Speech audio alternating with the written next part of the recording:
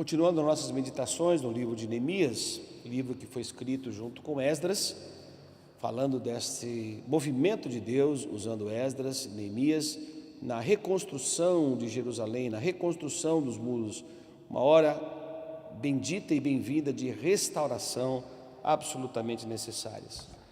Qual é uma outra realidade que Neemias encontrou em Jerusalém, destruída?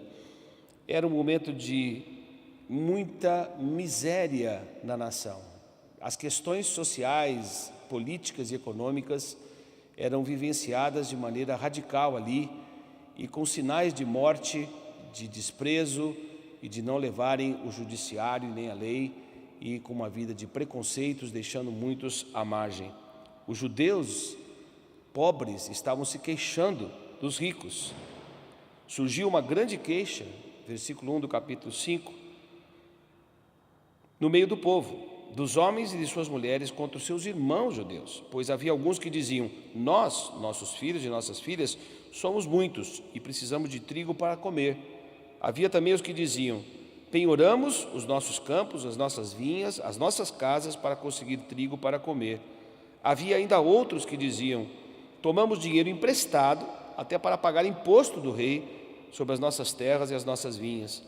Nós e nossos compatriotas temos o mesmo sangue, os nossos filhos são como os filhos deles, e mesmo assim estamos sujeitando nossos filhos e nossas filhas à escravidão.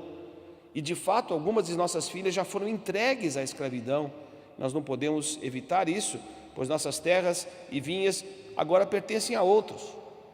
E ao ouvir essas reclamações e acusações, Neemias, diz o texto, ficou furioso. Analisou tudo e depois advertiu nobres e oficiais, governantes.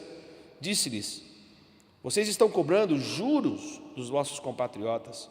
Por isso eu convoquei uma grande assembleia contra eles e disse-lhes: nós, segundo as nossas posses, compramos de volta os nossos irmãos que tinham sido vendidos aos outros povos. E agora vocês vendem os seus irmãos?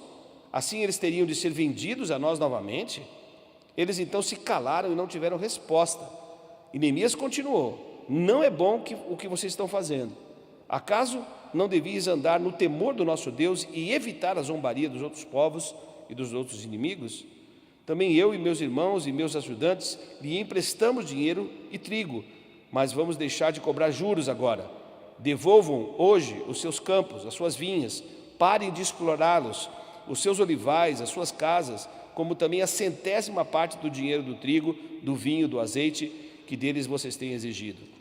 E eles disseram, ouvindo agora as advertências de Neemias, os oficiais, os governantes, ricos, disseram: devolveremos tudo que pediste e não exigiremos nada deles, fazemos então o que você nos pede. Chamei então os sacerdotes e os fiz declarar sobre juramento que fariam conforme prometeram. Sacudi a dobra do manto e disse: assim Deus sacuda da casa e de posses de todo homem que não cumprir essa promessa.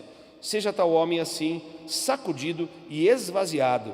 E toda a assembleia disse amém e louvou o Senhor, e o povo cumpriu o que tinha prometido. A alegria no meio do povo quando a justiça se restabelece ou se estabelece, quando as pessoas são consideradas com dignidade, sem estratificações sociais, onde todos são respeitados, onde não há exploração do outro. Que lição preciosa é essa que Neemias nos traz, nesse momento que vivemos no nosso país, no contexto social, político e econômico que nós vivemos. Não fomos chamados para explorar os nossos irmãos, pelo contrário, todos têm dignidade e merecem uma qualidade de vida com dignidade. Que haja justiça, que haja juízo em nossos relacionamentos, que não haja exploração daqueles que estão mais fracos e à mercê em situações de miséria e de pobreza. E que quando estabelecemos a justiça e fazemos aquilo que Deus quer, há alegria no meio do povo, e como o texto diz, toda a assembleia disse, assim seja, e todos louvaram o Senhor, porque o povo agora estava obedecendo aquilo que tinham se comprometido diante de Neemias. A justiça social também é algo que tem e ocupa um lugar profundo no coração e na mente de Deus. Um Deus que ama a todos, que valoriza a todos, que não quer explorar nenhum de nós e que nos tornou seus amigos em Cristo Jesus.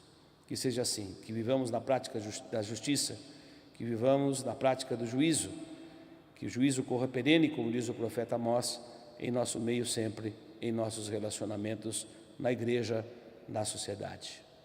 Deus abençoe ricamente aos espectadores da TV CMC. tvcmc.com.br é o nosso canal para compartilhar o Evangelho do Reino de Deus e o senhorio de Jesus Cristo.